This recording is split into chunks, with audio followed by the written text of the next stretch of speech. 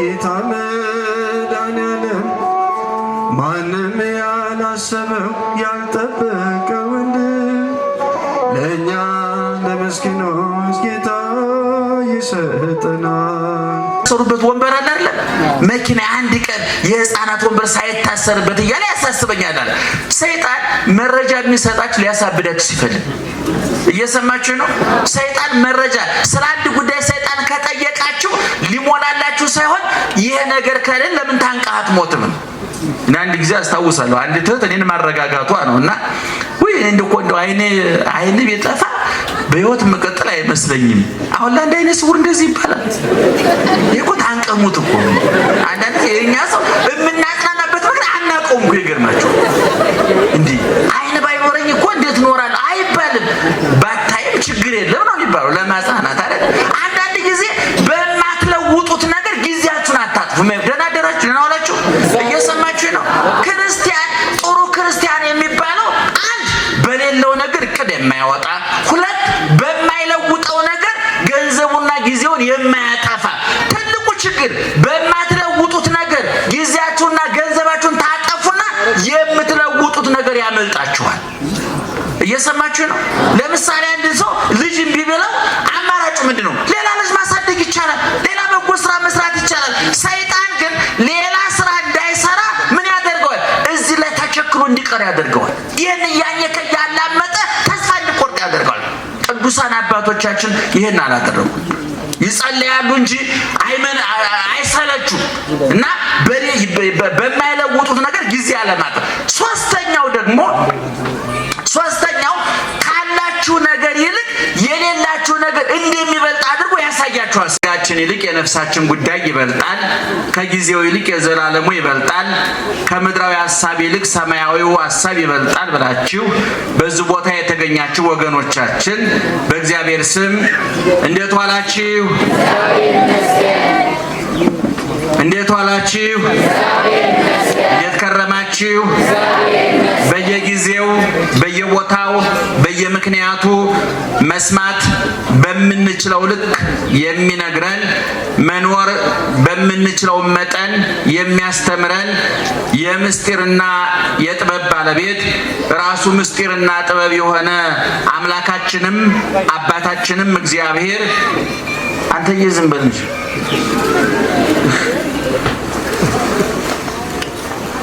ክብርና ምስጋና ይግባው። ክብርና ምስጋና ይግባው። እናንተ የምትሰሙት እኛም የምንናገረው አይንሳችሁ እግዚአብሔር ጆሮአችሁን ይክፈት፣ አንደበታችንንም ይፍታ። በመላ በግምት በሳይሆን አይቀርም በይመስለኛል የግል ሐሳባችንን እንዳናፈስባችሁ ጆሮአችሁን ይጠብቅ፣ አንደበታችንንም ይቆጣጠር እግዚአብሔር።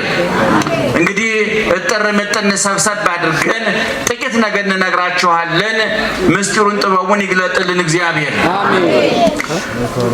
አዊነ ይታንክርዋ ለእንተ ትመጻክሙ መከራ ከመዘነኪር ግብር ዘይከውን ብክሙ አላ መከራ ይእቲ። ወንድሞች ሆይ በእናንተ መካከል እንደ እሳት የሚፈትን እንደ እሳት የሚሆን መከራ ቢሆንባችሁ አዲስ ነገር እንደተደረገ አድርጋችሁ አታድንቁ። ባጭሩ መከራውን አታድንቁ ብለን መውሰድ እንችላለን። አብረን ብንለው እጅግ እደሰታለሁ። ወንድሞች ሆይ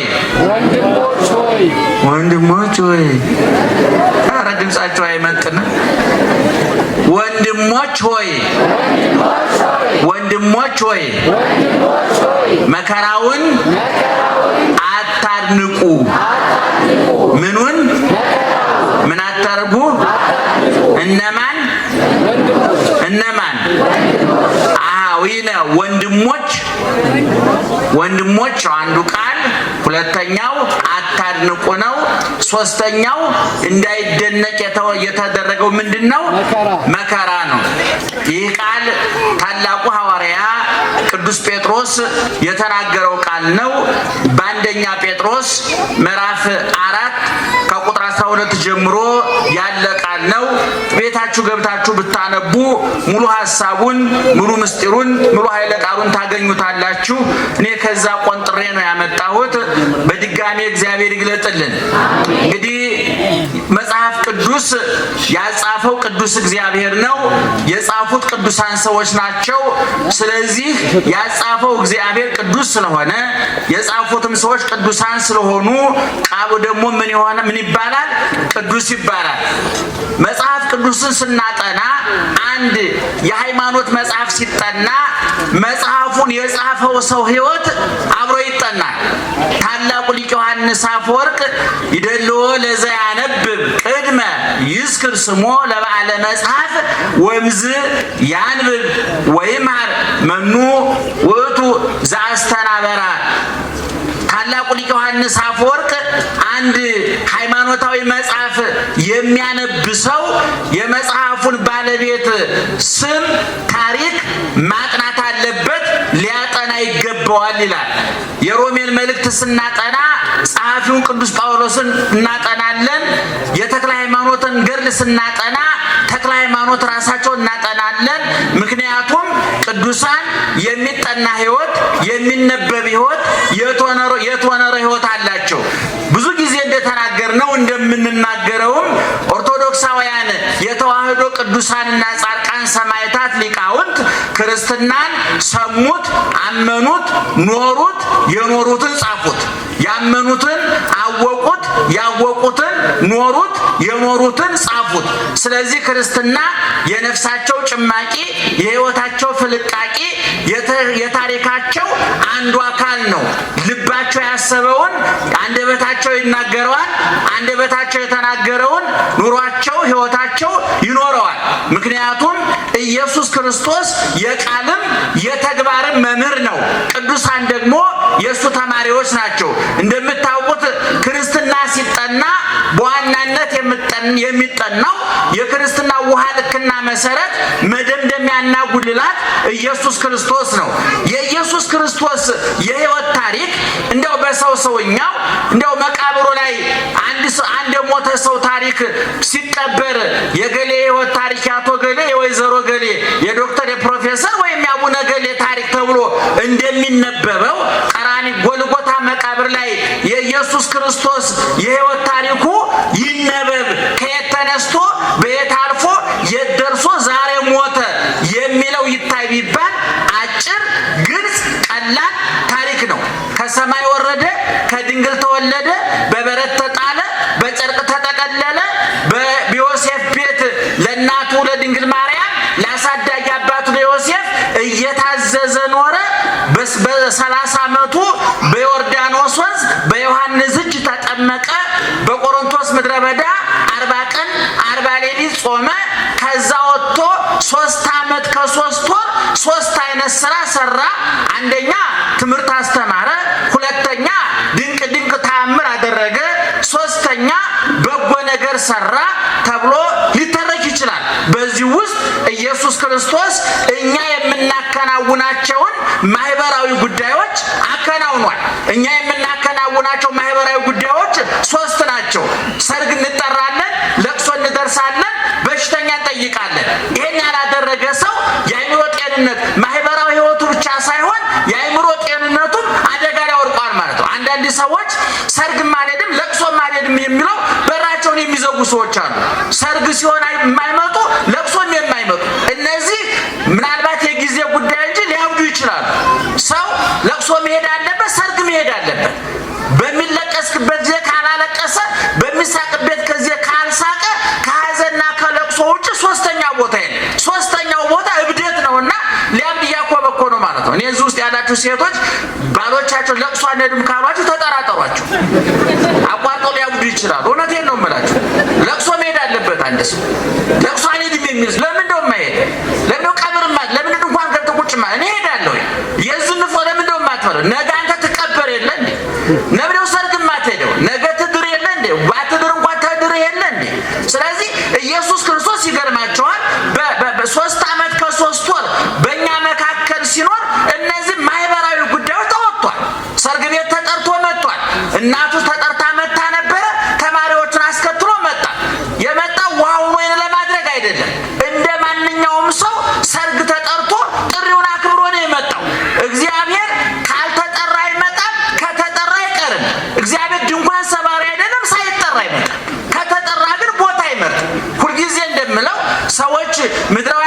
ባለስልጣኖች ሲጠሩ 3 ጥያቄ ያቀርባሉ።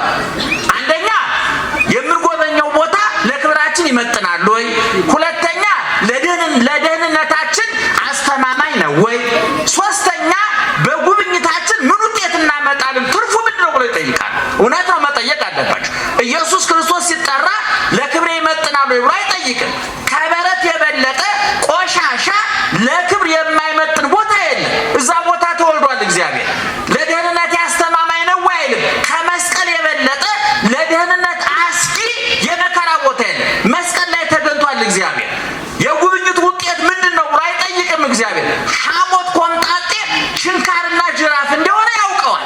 ነገር ግን ኢየሱስ ክርስቶስ ቅድም እንዳልኳችሁ እኛ ባለፍንባቸው መንገዶች ሁሉ አልፏል። ምክንያቱም የእኛ ጌታ የማያደርገውን አይናገርም። እንደምታውቁት ምድራውያን ባለስልጣኖች በተሽከርካሪ ወንበር በለስላሳ ምንጣፍ ቁጭ ብለው ሸካራ ትእዛዝ ይሰጣሉ። በተሽከርካሪ ወንበር ቁጭ ብለው የሚሽከረከር መመሪያ ይሰጣሉ። የማያደርጉትን ያሸክማሉ፣ የማይፈጽሙትን ያዛሉ። የእኛ ጌታ ግን እግዚአብሔር ተዋጊ ነው፣ ስሙም እግዚአብሔር ነው። እግዚአብሔር ከሰማይ ወረደ፣ ከድንግል ተወለደ እና ገብርኤልን ሚካኤልን ሂዱ አድኗቸው አላለም። እነ ኢሳያስ እነ ኤርሚያስን ተሰቀሉላቸው አላለም። አድርጉ ነው ያለው። እየሰማችሁ ነው? አድርጉ ነው ያለው። ፈጽሙ ነው ያለው። እና ሐዋርያትም ቅድም እንደተናገርኩት በዚሁ መንገድ ነው ያለፉት። እንደ ፈጣሪያቸው ናቸው። ተመሰሉ ሂያየ በከመ አነ እትሜሰሎ ለክርስቶስ። ሐዋርያው ቅዱስ ጳውሎስ በአንደኛ ቆሮንቶስ ምዕራፍ 11 ላይ እኔ በሉ እስኪ ጮክ ብላችሁ እስኪ ኧረ ጮክ ብላችሁ ክርስቶስን እንደመሰልኩ እናንተም እኔን ምሰሉ። እሱ ማንን ይመስላል? እኛ ደግሞ ማን እንድንመስል ታዘናል? ክርስቶስን። በምን አቅም ነው የምትመስለው? አልሰማችሁኝ?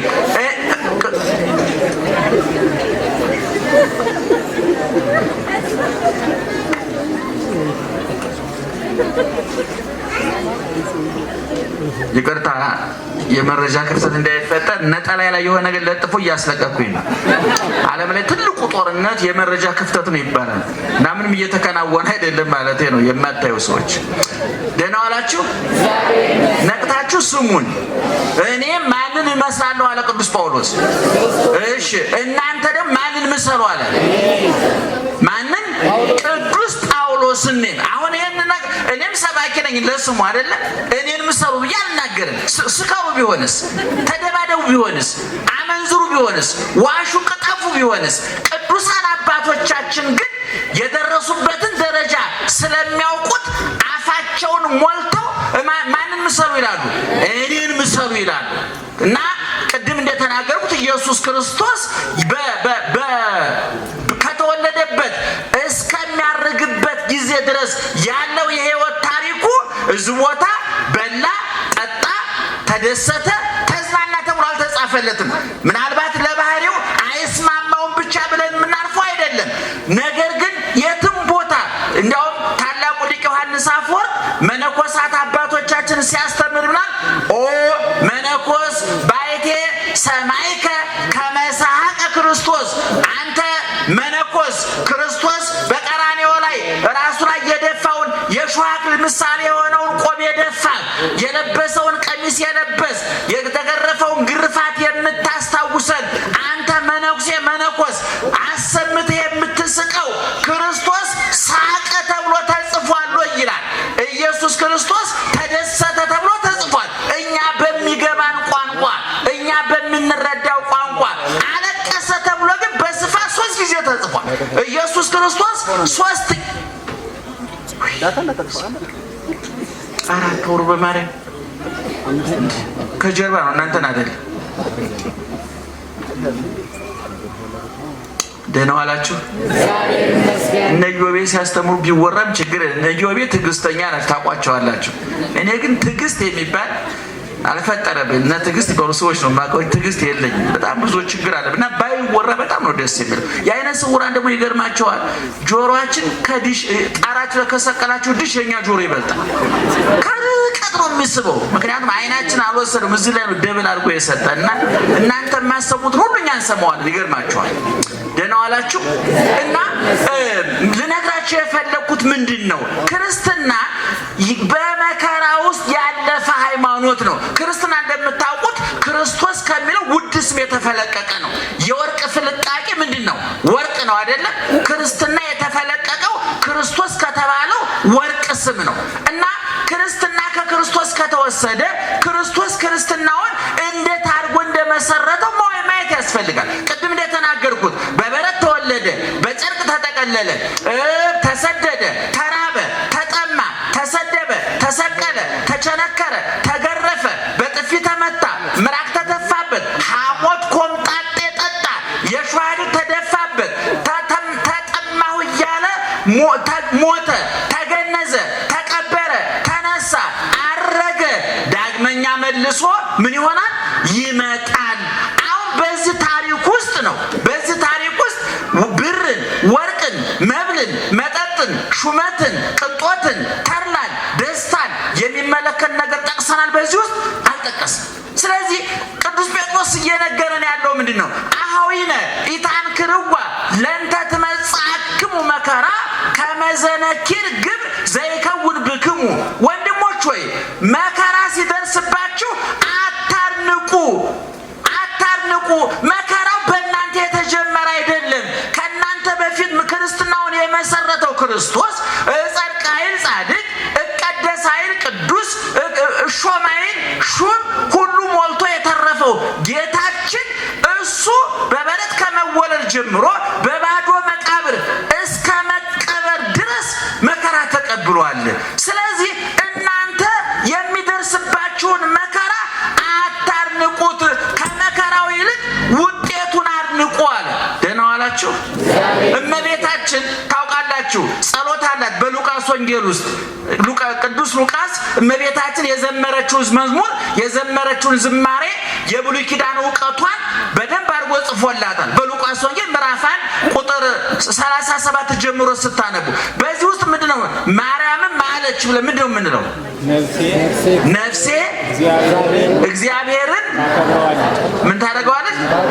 ታከብረዋለች። ቀጥሎስ መንፈሴም በአምላኬና በመድኃኒቴ ምን ታደርጋለች? ሐሴት ታደርጋለች። ተፈስሐ ደስ ተሰኘ፣ ተሐሴ ደስ ተሰኘ። በግዕዝ ሐሴት ማለት ይሄ በልቶ ጠጥቶ ለብሶ ተሹሞ ተሽሮ ተኝቶ ተነስቶ የሚገኘው ደስታ አይደለም። የኛ ደስታ ታውቁታላችሁ። ቀን ምሳ በልተን ደስ ይለናል። ከአንድ ከሁለት ሰዓት በኋላ ወዳችን ባዶ ቀርቶ ሐዘን ያመጣል።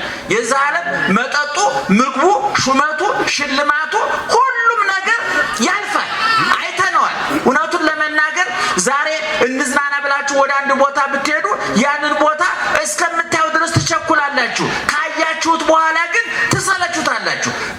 ምክንያቱም መዝናናት ማለት አዲስ ነገር ማድረግ ማለት ሳይሆን አንድን ነገር መቀየር ማለት ነው። ለምሳሌ አንድ አውሮፕላን አብራሪ ፓይለት ለመዝናናት ምንድነው የሚያደርገው? ወይ ባጃጅ ይነዳል ወይ ጋሪ ይነዳል። ለምን ታምር እኮ የለው። ዘወትር ዝታች ያለው ትልቅ ሆቴል አለ አይደል? እዛ ውስጥ የሚሰራ ሰራተኛ ለመዝናናት እኮ እዛ ይመጣል። ሌላ ቦታ ነው የሚሄደው። ሁልጊዜ መዝናናት እኛ ማድነቅ ስለምንወድ መጨነቅ ስለምንወድ እንጂ አዲስ ነገር የለው። ስለዚህ ኢየሱስ ክርስቶስ የነገረን ምንድነው? እናንተ ለመከራ የተዘጋጃችሁ ሁኑ። ሐዋርያትንም ሲልካቸው በማቴዎስ ወንጌል ምዕራፍ 10 ሙሉ ታሪክ ውስጥ ተመለከቱ። ወጸውዖሙ ለአሰርቶ ክሌቱ ሐዋርያት ይልና 12ቱን ሐዋርያት ጠራቸው ይላል። ጠርቶ ወሀቦሙ መንፈሰ ስልጣን ሰጣቸው። ዲበ መናፍስት ርኩሳን አጋንንት ርኩሳን መናፍስትን ያስወጡ ዘንድ ሙት አስነሱ፣ ድውይ ፈውሱ፣ ለምጽ አንጹ፣ ዓይን አብሩ ብሎ ሹመት ሰጣቸውና ቁጥር 16 ላይ መብታቸውን ዘርዝሮ ከጨረሰ በኋላ የማቴዎስ ወንጌል ምዕራፍ 10 ቁጥር 1 እስከ 16 እያልኳችሁ ነው። ታሪካት መብታቸውን ስልጣናቸውን ማድረግ የሚችሉትን ነገር ሁሉ ወናሁ እፌነወክሙ ከመ አባግዕ ማእከለ ተኩላት በበጎች መካከል እንደ ተኩላ በበጎች መካከል እልካችኋለሁ። ተኩላ አለ እናንተ በጎች ናችሁ ብሎ ነገራቸው ኢየሱስ ክርስቶስ። ይሄ ራሱ ያሳለፈው ሕይወት ነው። ቅድም እንደተናገርኩት በበረት ተወለደ፣ በጨርቅ ተጠቀለለ፣ ራበው፣ ጠማው፣ ተሰደደ፣ መከራ ተቀበለ። ለሐዋርያት ያዘዛቸው በእሱ ያልሆነውን ነገር አይደለም፣ እሱ ያለፈበትን ነው። እና ቅዱስ ጴጥሮስም ለምእመናኑ ለክርስቲያኖቹ የሚነግራቸው ወንድሞች ሆይ ፈተና ይመጣል፣ እንደ እሳት ወርቅ በእሳት እንዲፈተን እንዲነጥር እናንተንም የሚያነጥራችሁ የሚያጠራችሁ የሚያሳምራችሁ ከክርስቶስ ከሐዋርያት ጋር አንድ የሚያደርጋችሁ ለሰማያዊ ሹመትና መንግስት የሚያዘጋጃችሁ መከራ በመካከላችሁ ይሆናል። ነገር ግን መከራውን በማድነቅ በመሰቀል አትሽሹ፣ መከራውን ተጋፈጡት ነው ያለው። እንግዲህ ዛሬ ታውቃላችሁ ብዙ ክርስቲያን የሚያየው ጎረቤቱን፣ የሚያየው ጓደኛውን፣ የሚያየው የተገነቡትን ፎቆች፣ የሚያየው የእሱ ጎረቤት የሚነዳውን መኪና፣ የለበሰውን ሱፍ፣ የሚዝናናበትን ቦታ፣ ስለዛ ነው መረጃ የሚሰበስበው። አሁን እዚህ ውስጥ ያለን ክርስቲያኖች እንደው በጣም ይቅርታ ይደረግልኝና ስለ አሜሪካ ካለን መረጃና ስለ መንግስተ ሰማያት ካለን መረጃ የትኛው ይበልጣል? እስኪ ንገሩ ነው ትለመና እናንተ ብቻ ቋላችሁ እኛም መነኮሳት ጳጳሳት ሁሉ ስለ ገነት ከሰበሰብነው መረጃ ይልቅ ስለነ ዋሽንግተን የሰበሰብነው መረጃ ይበልጥ። ሁላችንም ነን የቀለጠው፣ እናንተ ብቻ እኮ አይደላችሁ። ነገር ግን ክርስቲያኖች መረጃ መሰብሰብ ያለባችሁ ስለማን ነው? ስለ መንግስተ ሰማያት ነበረ። መንግስተ ሰማያት ምን አይነት እንደሆነች እኮ በዮሐንስ ራእይ ምዕራፍ 21 ሙሉ ታሪኳ ተጽፏል። የከተማው ውበት ዛሬ ወግል ብታደርጉ አንድ ዩቲዩብ ውስጥ ብትገቡ ስለ አሜሪካ ከተሞች፣ ስለ አውሮፓ ከተሞች፣ ስለ ጥራታቸው፣ ስለ ውበታቸው፣ ስለ መዝናኛቸው፣ ስለ ተሟላላቸው የኑሮ መለኪያ መመዘኛ ብዙ መረጃ ይሰጣል። ስለ ቻይና ከተሞች ብዙ መረጃ ይሰጣል። መጽሐፍ ቅዱስ ግን የሚነግረን ስለ መንግስተ ሰማያት ነው። በዚህ በዮሐንስ ራእይ ምዕራፍ 21 ላይ ስትመለከቱ ወንጌላዊ ዮሐንስ የመልአክ አስጎብኝ ተሰጥቶት፣ አስጎብኚው ልብ አድርጉ መልአክ ነው። ዛሬ አክሱም ስትሄዱ፣ ላሊበላ ስትሄዱ፣ አንዳንድ ትልልቅ የታሪክ ቦታዎች ስትሄዱ አስጎብኚዎች ይመደቡላቸዋል። አንዳንዱ አስጎብኝ ከእናንተ የተሻለ መረጃ የሌለው ትዝ ያልሆነ የሚያወራል። አንዳንድ ጊዜ ትዝ ምንም ያላነበበ ስለሚያስጎበኘው ምንም መረጃ የሌለው አይን ስላለው ብቻ። አንዳንድ ጊዜ በቴሌቪዥን ኳስ ስትከታተሉ እነዚህ በሬዲዮ ኳስ የሚያስተላልፉ ሰዎች አሉ። አንዳንዶቹ አይን ስላላቸው ብቻ ነው ኳስ የሚያስተላልፉት። ምንም እውቀት የላቸው፣ ያስታውቃሉ። መቼም እገሌ ኳስ ይዞ ወደዛ እየሄደ ብሎ ለመናገር አይን እንጂ እውቀት አይጠይቅም ማለት ነው። እና አሁን አያችሁ ዮሐንስን እያስጎበኘው ያለው አስጎብኝ ተብሎ እግዚአብሔር የመደበለት ለዮሐንስ ምንድነው? መልአክን የመደበለት እና ዮሐንስ መንግስተ ሰማያትን እየዞራየ ጣዕመ መንግስተ ሰማያትን፣ ተድላ መንግስተ ሰማያትን፣ የመንግስተ ሰማያትን ጣዕሟን፣ ደስታዋን እየዞረ ጎበኘ። ወዳው ከዛ አውጥቶ ደግሞ ገሃነመ እሳትን እያዞረ አስጎበኘው መልአኩ። ከዛ በኋላ ዮሐንስ ወደ መሬት ተመልሶ ወደኛ ተመልሶ ስለ መንግስተ ሰማያት ውበት መረጃ አስቀመጠልን። ይህች መንገድ ምን አይነት ቤት ናት? 12 በር አላት ይላል። ስንት በር አላት? ጮክ ብላችሁ ንገሩኝ። 12 በር አላት። በሩ 12 መሆኑ ብቻ አይግረማችሁ። 12 ሁሉ በር ከምን የተሰራ መሰላችሁ? ከአልማዝ ከዕንቁ የተሰራ። ዛሬ አልማዝና ዕንቁ እዚህ ውስጥ እርግጠኛ ነኝ ያለው ሰው የለም። እውነቱን ለመናገር እንደ ትልልቆቹ ሰዎችም እንደው አርቲፊሻሉን ያገኙት መደበኛው አልማዝ መደበኛው ዕንቁ እንዲህ በቀላሉ አይገኝም። መንግስተ ሰማያት ግን በሮቿ የተሰሩት ከምንድን ነው ይላል? ከዕንቁ ከአልማዝ የተሰራ። እንደገና የከተማይቱ ይሄ ወለሉ ማለ አስፋልቱ ዙሪያውን አደባባዩ የምታዩት ከንጹህ ወርቅ የአስፋልቱ የምትረግጡት እኮ ነው ምእመናን። አስፋልት መኪና የሚነዳበት ማለት እኮ ነው። ንጹህ ወርቅ ነው ያ የመንግስተ ሰማያት ወለሏ፣ አስፋልቷ፣ አደባባይዋ ከንጹህ ወርቅ የተሰራ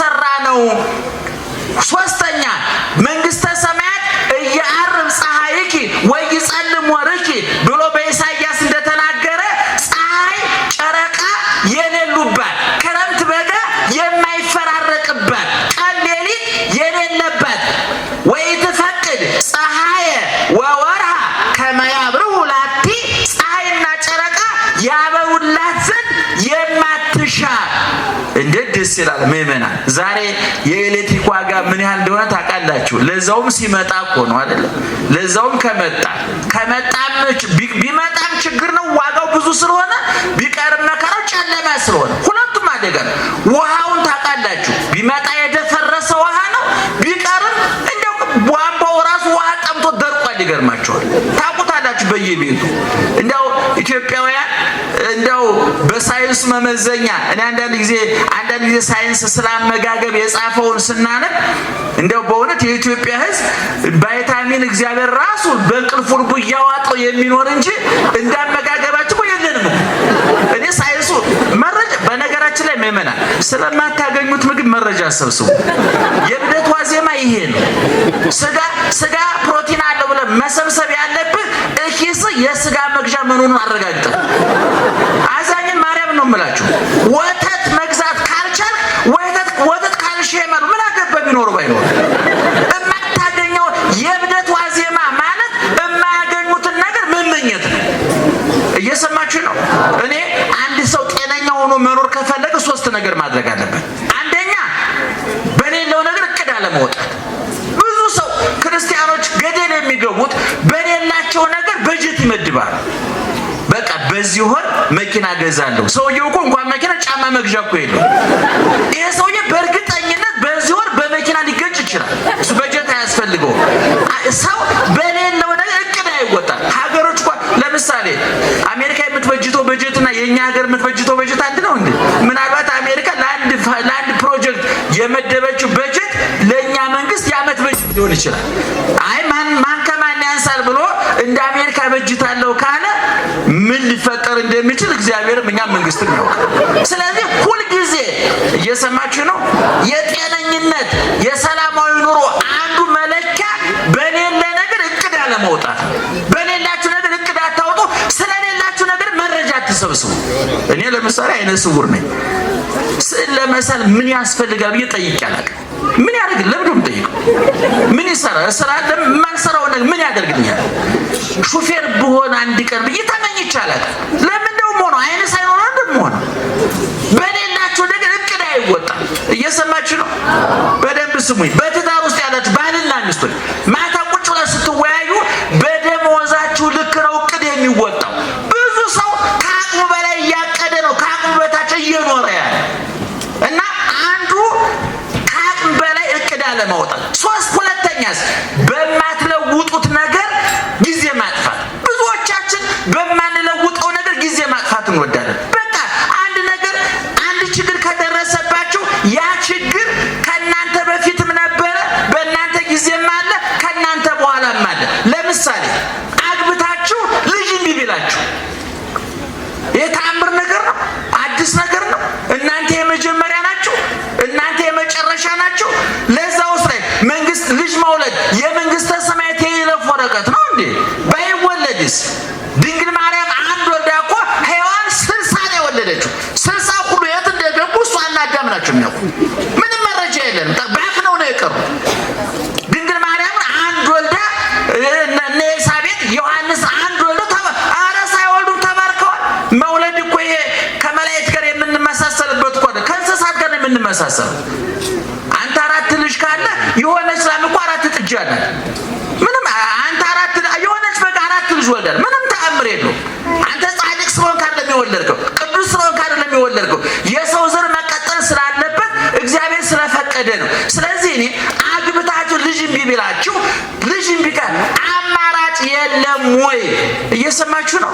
አማራጭ የለም አለ አማራጭ። ስለዚህ እንደው ልጅ ቢኖረኝ አንድ እህት አሁን በህይወት የለችም፣ ነፍሷን ይማር፣ ከአብርሃም ከይስሐቅ ጋር ያሳርፍልን። እንዲሁ ልጅ አልነበራትም እና መኪና ውስጥ አለች። አንዳንድ ጊዜ መኪና እየነዳው እንዲህ ከኋላ ዞር በይና መኪናሽ እኮ ካርሴት የለውም። በጣም ትልቁ ማስረጃ አዳምና ሔዋን ናቸው። አዳምና ሔዋን የሚኖሩት በገነት ነበረ። ገነት አይብራራም፣ ዝም ብሎ ገነት ነው። ዛሬ እንኳን ለምለም ቦታ እንደው አበባ ያለበት ቦታ ንጹህ ቦታ ስናገኝ ምን ይመስላል ነው የምንለው? ገነት ይመስላል። ለዚህ ነው አዳም ከገነት ከወጣ በኋላ እንባውን መቋቋም ያቃተው ገነትን በወሬና በመጽሐፍ ሳይሆን በኑሮ ስለሚያውቀው ነው። ይገርማል። ዋልቦቱ ለአዳም ካልህ ህሊና ዘንበለ በካይላ አይለ ኃጢአቱ እግዚአብሔርን ያህል ጌታ ገነትን ያህል ቦታ አጥቼ ቀምሶት ስለሆነ የወጣው እንባውን ሊገታው አልቻለም። ልቡ ሊጽናናለት አልቻለም። እና አዳምና ሔዋን ገነት እየኖሩ እግዚአብሔር ጠዋት ማታ እየመጣ አዳም ደህናዋን ሔዋን እንዴት አመሸሽ እያለ እየጠየቃቸው ቅዱሳን መላእክት እንደ ቡና ጣጭ ጎረቤት ጠዋት ማታ እየጎበኟቸው ጭንቀት የሌለበት የአየር ብክለት የሌለበት መሰደድ መፈናቀል መራብ መጠማት የሌለበት ሹመት ሽረት ሐዘን ደስታ ጥጋብ ረሃብ የማይፈራረቅበት እግዚአብሔር የነገሰበትን ከተማ በነገሰበት ገነት እየኖሩ ሰይጣን መጥቶ ምንድን ነው ያላቸው? ይሄ ሁሉ ነገር ከንቱ። ዋናው ትልቁ ምስጢር ያለው እዚች ጸበለሱ ላይ ነው አለ። ያ ጸበለስ እኮ ምእመናን ብትበሉት አያወፍር፣ ሌላ ምንም አያመጣ። ሰይጣን ግን በበለሷ ተንጠልጥሎ እነሱን ከዛ እንደሚያስወጣቸው ያውቀዋል። በኋላ ሰይጣን ከዛ በፊት ያንን በለስ እኮ ሔዋን አይተዋለች፣ አዳም አይቶታል።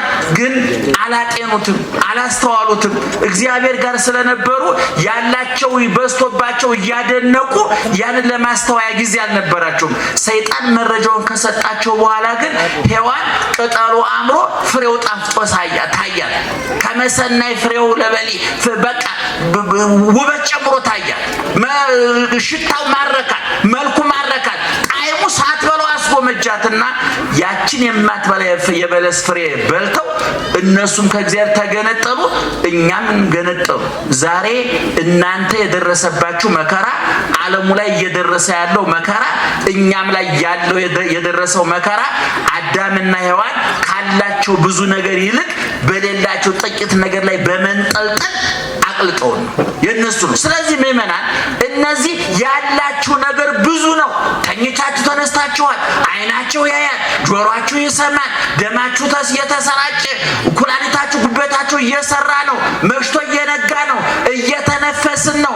ይሄ ተመስገን ብለን ይሄን እፎይ ብለን እንዳንተኛ ሰይጣን የመረጃ መዓት በማፍሰስ በጭንቅላታችን የኛን ትተን የሌላ ሰው እንድንመለከት በማድረግ ትዳራችን ያምሳል፣ ፖለቲካችን ያምሳል፣ ሃይማኖታችን ያምሳል፣ ቢሮአችን ያምሳል፣ ሱቃችንን ያምሳል፣ ማህበራዊ ህይወታችንን ያመሰቃቅለዋል። ስለዚህ ሶስቱን ነገሮች ማጤን አለባችሁ። አንድ በሌላችሁ ነገር እቅድ አታውጡ። ሁለት በማትለውጡት ነገር ጊዜ ገንዘባችን አታጥፉ። ሶስት ካላችሁና ከሌላችሁ የቱ ይበልጣል? ንገሩኝ እስኪ። የቱ ይበልጣል? ያላችሁ ይበልጣል። ስለዚህ ዮሐንስ መንግስተ ሰማያትን እየዞረ መጥቶ ሲጽፍልን መንግስተ ሰማያት አንድ ክረምትና በጋ ሌሊትና ቀን የማይፈራረቅባት፣ ሁለት 12 በር ያላት 12 ሁሉ በሮቿ ከዕንቁ ከአልማዝ የተሰሩ፣ ሶስት ወለሉ ሜዳው አስፋልቱ አደባባዩ ከንጹህ ወርቅ የተሰራ፣ አራተኛ ፀሐይ ጨረቃ ከዋክብት የማይፈራረቁባት እግዚአብሔር ወጡ ብርሃና የከተማይቱ ብርሃን ማን ነው ይላል ዮሐንስ? ራሱ እግዚአብሔር ነው። የብርሃን ምንጭ የኃይል ምንጭ ፀሐይ ጨረቃ ከዋክብት ናቸው። ወይም ደግሞ ከውሃ ከነፋስ የሚገኝ ኤሌክትሪክ ነው። በመንግስተ ሰማያት ግን በቀን ፀሐይ በሌሊት ፀሐይ ጨረቃ ኩራዝ ሻማ አምፖል የሚባል ነገር የለም። ክረምትና በጋ ሌሊትና ቀን ሐዘንና ደስታ የለም። በከተማይቱ ሹመት ሽረት የበላይ የበታች ገዥ ተገዥ ሰጭና ነሺ የለም። ሰጭና ተቀባይ የለም። ፖሊስ የለ ሌባ፣ ዶክተር የለ በሽተኛ፣ አዛዥ የለ ታዛዥ፣ ሁሉ እኩል ሆኖ ክርስቶስን መስሎ የሚኖርባት ከተማ ናት። እዛ ነው የምንገባው ምእመናን። ይሄን ነው ማድነቅ። ቅዱሳን እየነደዱ እየታረዱ እየተገፈፉ እየተገረፉ እሳቱን ስለቱን ስደቱን ረሃቡን ጥሙን አያደንቁም። የሚያደንቁት ምንድን ነው? ኋላ የሚገቡበትን ቦታ። ሐዋርያው ቅዱስ ጳውሎስ በዚህ በሮሜ 8:18 ላይ በጣም ይገርመኛል። ወገኖቼ ዛሬ የምንቀበለው መከራ ኋላ ከምናገኘው ክብር ጋር ሲመጣጠን ምንም እንዳልሆነ አስባለሁ አለ።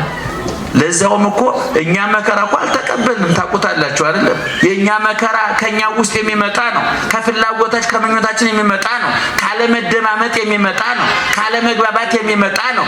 እነ ቅዱስ ጳውሎስ በሁለተኛ ቆሮንቶስ ምዕራፍ 11 ላይ እኮ የደረሰበትን መከራ እኮ ተናግሮታል እኮ። ይገርማቸዋል።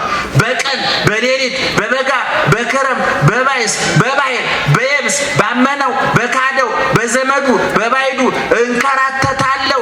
በባህር ላይ መርከቤ ማዕበል ሞገድ እየናጣት ካሁን ሰጠምን እያል ከመከራ ተርፈናል። አይሁድ 5 ጊዜ 40 ሊሞላ አንድ ሲቀረው 40 ሊሞላ አንድ ሲቀረው 5 ጊዜ ገረፉኝ፣ በድንጋይ ወገሩኝ። ይሄ ሁሉ ነገር አይገርመኝም? እኔ ቀን ከሌሊት ቀን በውኔ ሌሊት በህልሜ የሚያናጉዘኝ እረፍት የሚነሳኝ የአብያተ ክርስቲያናት ጉዳይ ነው አለ። ስለዚህ ምእመናን ቅዱስ ጴጥሮስ ያለን ምንድነው? የሚመጣባችሁን መከራ ምን አትበሉት? አታድንቁት። ከመከራው ይልቅ ምኑን አድንቁት ይላል? ውጤቱን አድንቁት። በነገራችን ላይ በጎበዝ ተማሪና በሰነፍ ተማሪ መካከል ያለው ልዩነት ምንድነው ታውቃላችሁ? ሰነፍ ተማሪ ፈተና ያደንቃል። ሰነፍ ተማሪ ፈተና እንደሚወርቅ ስለሚያውቀው አስቀድሞ ምን ይላል? ቲቸር አይወዱኝም፣ ያላስተማሩትን የሚፈትኑት እና አይነ ውሃቸው እኔን አይወደኝም። ስለዚህ አሁን አስቀድሞ እንደሚወርቅ ስለሚያውቀው የሚወርቅበትን ቦታ እየጎዘጎዘ ፈተናው ከባድ ነው፣ ትምህርቱ ከባድ ነው። ቲቸር ቅድም እንዳልኳችሁ ነው። ወንበሩ አይመቸኝም፣ ተማሪው ብዙ ነው ክፍል ውስጥ፣ ተማሪዎች ይመቀኙኛል፣ ተማሪዎች ራሱ አይተኙልኝም። ተማሪዎች እኮ ረስተውት ለጥ ብለው ተኝተው እያጠኑ እኮ ነው የራሳቸው ነው። ሰነፍ ተማሪ ፈተና ያደንቃል። ጀግና ተማሪ ግን ስለ መምሩ ያወሳል፣ ስለ ክላሱ ያወሳል፣ ስለ ተማሪዎቹ ያወሳል፣ ስለ ትምህርቱ ክብደትና ቅለት አይናገርም። ጸጥ ብሎ ትምህርቱን ያጠናል። በፈተና ጊዜ ውጤቱን ያየዋል። ቅዱሳን ሐዋርያት ፈተና አድናቂ አይደሉም፣ ችግር አድናቂ አይደሉም፣ ረሃብ አድናቂ አይደሉም፣ ጥም አድናቂ አይደሉም፣ ስደት አድናቂ አይደሉም፣ ሰይፉን ስለቱን አድናቂ አይደሉም። የሚያደንቁት የተከፈለላቸውን ዋጋ ነው። ቅዱስ ጊዮርጊስ በሰይፍ እየታረደ በእሳት እየነደደ እየተፈጨ እየተቆላ ያ ሁሉ የመከራ ዶፍ እየወረደበት እንዲህ አለ፣ እፎ እይሄሊ ከመ አምላኬ ተሰቅለ ዲበፀ መስቀል። እኔ ጸድቃለሁ ብዬ ነው፣ ገነት እገባለሁ ብዬ ነው፣ የዘላለም ሕይወት አገኛለሁ ብዬ ነው።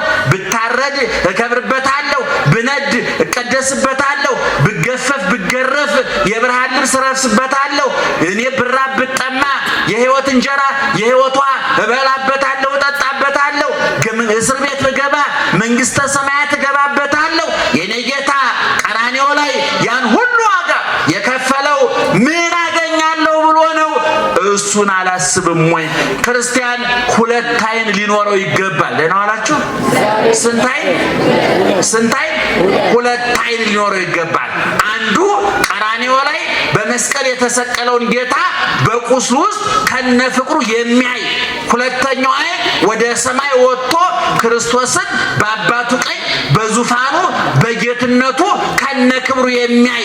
ስለዚህ በቀራንዮ ፍቅሩ እየጸና በሰማያዊ ክብሩ እየቀና መከራውን ተቋቁሞ ይኖራል። በሐዋርያት ሥራ ምዕራፍ 7 ላይ እስጢፋኖስ በድንጋይ እየተወገረ የድንጋይ ቁልል እየተቆለለበት አጥንቱ እየተሰባበረ ደሙ እየተንዠቀዠቀ ስጋው እየተቦጫጨቀ ቆዳው እየተሸነታተረ ምን አለ? አባት ሆይ ጌታዬ አለ፣ ወይ ትረሲቦሙ ጌጋዬ እስጢፋኖስን በድንጋይ ወገሩ ብለህ ዕዳ በደል አታድርግባቸው አለ። አንድ ዓይኑ የት ነበር ማለት ነው? ቀራንዮ ላይ ምን ሲባል ሰምቷል? አባት ሆይ የሚያደርጉትን አያውቁምና ምን በላቸው አለ? ይቅር በላቸው አለ። እስጢፋኖስ በድንጋይ እየተወገረ ዓይኑ ቀራንዮ ነበር ማለት ነው። አንድ ዓይኑ ደግሞ በሰማይ ነበረ። ኢየሱስ ክርስቶስን በሰማያዊ ክብሩ በአብ ቀኝ ተቀምጦ አየው ይላል። ስለዚህ እስጢፋኖስ ስንት ዓይን ነበረው? አንድ ዓይኑ ቀራንዮ፣ አንድ አይኑ መንግስተ ሰማያት። የኛ አንድ አይናችን ቴሌቪዥን ላይ ነው፣ ሌላው አይናችን ደግሞ ነው ቦታ ነው። ታውቁታላችሁ። ስለ ጎረቤት መረጃ በመሰብሰብ የባከን ሰዎች ብዙ ሰው አበሻ ስለ ጎረቤት መረጃ በመሰብሰብ ጊዜውን የሚያጠፋ ጎረቤት ዶሮ እንደታረደ መረጃ ይሰበሰብ እኮ አበሻ። በግ ታረደ፣ ዶሮ ታረደ፣ እንዲያደ ሶፋ ቀየሩ፣ መጋረጃ ቀየሩ፣ መስኮት የማይረባ መረጃ ሲሰበስብ አብዶ ቀውሶ ቅድም ነግሬያቸዋለሁ። ስለሌለው ነገር መረጃ የሚሰበስብ አብዶ ቀውሶ ይቀራል። እኛ መረጃ እንዲኖረው የታዘዝነው ስለማን ነው? ስለ መንግስተ ሰማያት። ወናሁ እዜነወክሙ ሐዲሰ ዜና፣ አዲስ ዜና እነግራቸዋለሁ ተብሎ እንደተነገረ አዲሱ ዜና የመንግስተ ሰማያት ጉዳይ ነው። መንግስተ ሰማያት ስንት በር አላት ብያቸዋለሁ? 12 በር። በሮቹ ከምን የተሰሩ ናቸው? ከአልማዝ ከዕንቁ። የከተማዋ አደባባይዋ ከምን የተሰራ ነው? ከንጹህ ወርቅ። ከተማዋ ፀሐይ፣ ጨረቃ፣ ከዋክብት አሉባት የሉባትም? ክረምትና በጋ አለ የለም? ሌሊትና ቀን አለ የለም? ሐዘንና ደስታ አለ የለም? የሚሾም የሚሻር አለ የለም? ሰጭና ተቀባይ አለ የለም? በሽተኛና ዶክተር አለ የለም? ነፃ ከተማ በ12 ሁሉ የመንግስተ ሰማያት በር ላይ ደግሞ የነማን ስም ተጽፏል መሰላችሁ? የሐዋርያት ስም ተጽፏል። የጴጥሮስ በር። አንዳንድ ሰዎች በቅዱሳን ስም ለምን ቤተክርስቲያን ሰራችሁ ብሎ ሲበሳጩ ሰማለሁ። መቼም አንዳንድ ሰው የራሱ ስንፍና ሳያንሰው በሰው ይመቀኛል። በጣም ይገርመኛል። አንዳንድ ጊዜ ባለው ከመጽናናት ይልቅ በሰው የሚቀና እና እንደው በተክለ ሃይማኖት በጴጥሮስ በጳውሎስ ስም ቤተክርስቲያን ትሰራላችሁ ኢየሱስ ተረሳ የሚያሉ የሚያላዝኑ ሰዎች አሉ። እነሱ ራሳቸው ረስተውት እኮ እሱ እየፈለጋቸው ነው። ይገርማቸዋል። እና ነገር ግን መንግስተ ሰማያት ስንገባ በ12 ሁሉ በር ላይ የተጻፈው የማን ስም ነው? ጮክ ብላችሁ ነገሩ። የማን ስም ነው የተጻፈው? የኢየሱስ ስም ነው? የክርስቶስ ስም ነው? የሥላሴ ስም ነው? ለምን ተቀንጭቦ በር ላይ ይጻፍበታል? የኢየሱስ ስም ልባቸው ውስጥ ተጽፏል እኮ። ሁሉ የሱ አይደለም፣ ለምን ይቀነስበታል? ኢየሱስ ክርስቶስ እኮ በጣም ነው የሚገርመኝ። ወዳጆቹን አክባሪ፣ ትንሽ የደከሙለትን ብዙ የሚያከብር። እኔ የወይን ግንድ ነኝ፣ እናንተ ምን ናችኋል? ምንድን ናችኋል? ቅርንጫፎች። መንግስተ ሰማያትሰ ነያ ማእከሌክሙ፣ መንግስተ ሰማያት በመካከላችሁ ናት አለ ክርስቶስ ራሱ። መንግስተ ሰማያት ተብሎ ተጽፏል። ይገርማችኋል። መንግስተ ሰማያት ይባላል። መገለጡ ወነዋ ይሰማያ መንግስተ ሰማያት ለአስተርእዮቱ ማእከለ ፍቁራኒሁ፣ በወዳጆቹ መካከል መገለጡን መንግስተ ሰማያት ብሎ ይጠራዋል ሊቁ ሲተረጉም። ስለዚህ የገነት በር ላይ የተጻፈው የማን ስም ነው? የሐዋርያት። እዛ ውስጥ ደግሞ እነማን ይገባሉ? እናንተ ትገባላችሁ፣ እኛ እንገባለን። ዛሬ ቤት ላይኖራችሁ ይችላል። ዛሬ ጥሩ ምግብ ላይኖራችሁ ይችላል። ዛሬ ንጹህ ልብስ ላይኖራችሁ ይችላል። ዛሬ ምኝታችሁ ሸካራ ጎርባጣ ሊሆን ይችላል። ዛሬ ምሳ በልታችሁ ለራሳችሁ እርግጠኛ ላትሆኑ ትችላላችሁ። ዛሬ ገንዘብ፣ ዘመድ፣ ጤና ፊቱን አዞሩባችሁ ሊሆን ይችላል።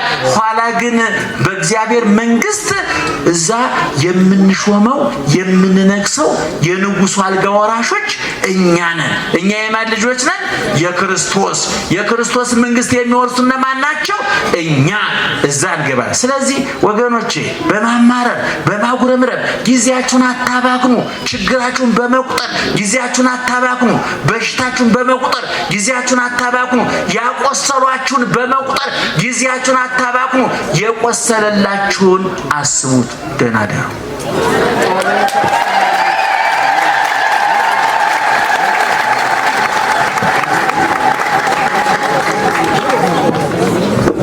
ያስተማረን የመከረን የአባቶቻችን አምላክ ቅዱስ እግዚአብሔር ስሙ በድጋሚ የከበረና የተመሰገነ ይሁን።